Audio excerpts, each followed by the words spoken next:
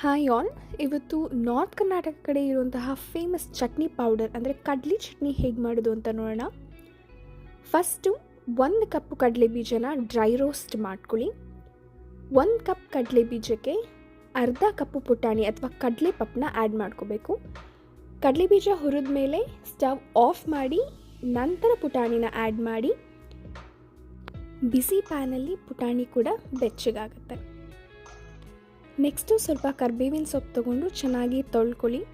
ಇದನ್ನ ನೀವು ದೋಸೆ ತವ ಮೇಲೆ ಹಾಕಿಬಿಟ್ಟು ಕ್ರಿಸ್ಪ್ ಮಾಡ್ಕೋಬೋದು ಅಥವಾ ಮೈಕ್ರೋವೇವಲ್ಲಿ 1 to 1.5 ಮಿನಿಟ್ ಇಟ್ಬಿಟ್ಟು ಕೂಡ ಕ್ರಿಸ್ಪ್ ಮಾಡ್ಕೋಬೋದು.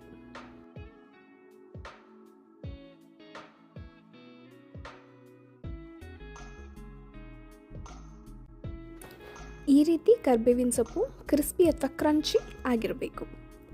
ಇದನ್ನು ಕಡಲೆ ಬೀಜ ಹಾಗೂ ಪುಟಾಣಿಗೆ ಆ್ಯಡ್ ಮಾಡ್ಕೊಳ್ಳಿ.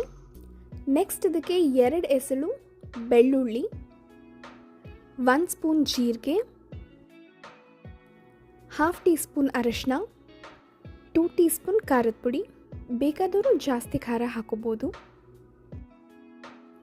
ರುಚಿಗೆ ತಕ್ಕಷ್ಟು ಉಪ್ಪು, ಸ್ವಲ್ಪ ಹುಣಸೆ ಹಣ್ಣು, ಸ್ವಲ್ಪ ಬೆಲ್ಲ. ಎಲ್ಲದನ್ನು ಮಿಕ್ಸಿ ಜಾರ್ಗೆ ಹಾಕ್ಕೊಂಡು ಫೈನ್ ಪೌಡರ್ ಮಾಡ್ಕೋಬೇಕು. ಮಿಡ್ಲಲ್ಲಿ ಖಾರ ಹಾಗೆ ಉಪ್ಪು ಕೂಡ ಚೆಕ್ ಮಾಡ್ಕೊಳ್ಳಿ. ಈಗ ಕಡಲೆ ಚಟ್ನಿ ರೆಡಿಯಾಗಿದೆ.